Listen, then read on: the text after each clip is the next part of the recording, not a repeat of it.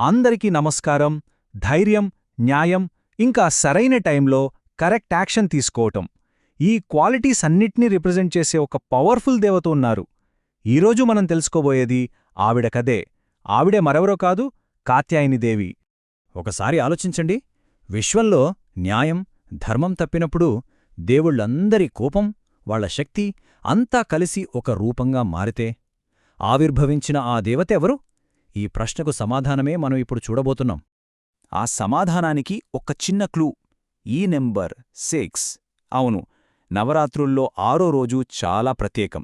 ఎందుకంటే ఆ రోజు భక్తులందరూ ధైర్యానికి ప్రతీక అయిన కాత్యాయనిదేవిని పూజిస్తారు.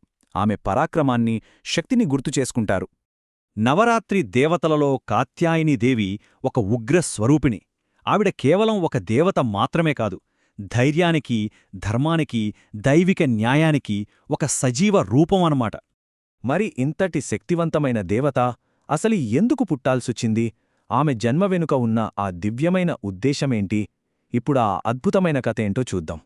కథ మహిషాసురుడనే రాక్షసుడితో మొదలవుతుంది. అతని ఆగడాలతో 3 లోకాలు అల్లకల్లోలమైపోయాయి. దేవతలు కూడా అతన్ని ఆపలేకపోయారు.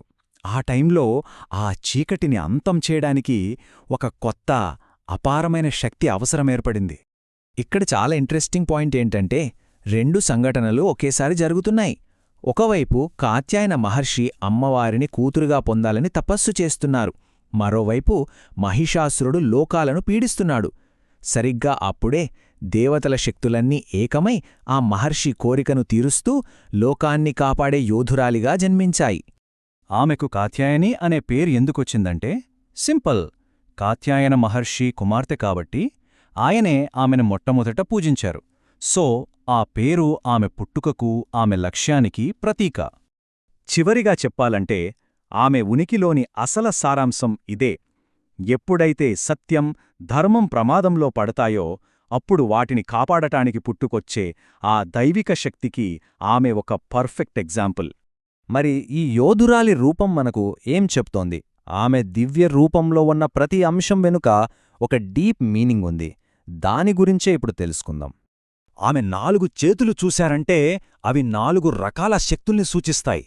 కుడి చేతిలో ఉన్న ఖడ్గం దైవిక న్యాయాన్ని చూపిస్తే, కింద ఉన్న అభయముద్ర భక్తులకు ధైర్యాన్నిస్తుంది. అలాగే ఎడమ చేతిలోని పద్మం దైవిక కృపకు చిహ్నమైతే, వరదముద్ర ఆమె ఆశీస్సులను మనకు అందిస్తుంది. ఇక ఆమె వాహనం శక్తివంతమైన సింహం. ఒక తేజోవంతమైన యోధురాలిగా సింహం మీద కూర్చునుంటుంది. ఆ సింహం కేవలం ఒక వాహనం కాదు, ఆమెకున్న అపారమైన శక్తికి, ధైర్యానికి అది ఒక లైఫ్ సింబల్ అన్నమాట. సరే, ఇదంతా పురాణ కథ. కాని మన ప్రస్తుత జీవితాలకు దీనికి సంబంధమేంటి? ఈ యోధురాలిని ఆరాధించడం మన రోజువారీ పోరాటాలకు బలాన్ని ఎలా ఇస్తుంది? దాని ప్రాముఖ్యతేంటో ఇప్పుడు చూద్దాం.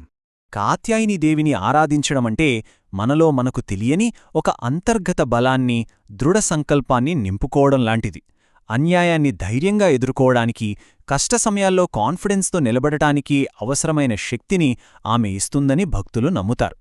ఇక్కడే ఉంది అసలు విషయం. ఆమె ఆరాధన కేవలం నమ్మకంతో ఆగిపోదు. ఆ నమ్మకాన్ని ఒక సాహసోపేతమైన చర్యగా, అంటే యాక్షన్గా మార్చడానికి ఇన్స్పైర్ చేస్తుంది. మాటల నుంచి చేతల్లోకి మారే ధైర్యాన్ని ఇస్తుందన్నమాట. మరి భక్తులు ఈ దైవిక న్యాయాన్ని తమ జీవితంలోకి ఎలా ఆహ్వానిస్తారు?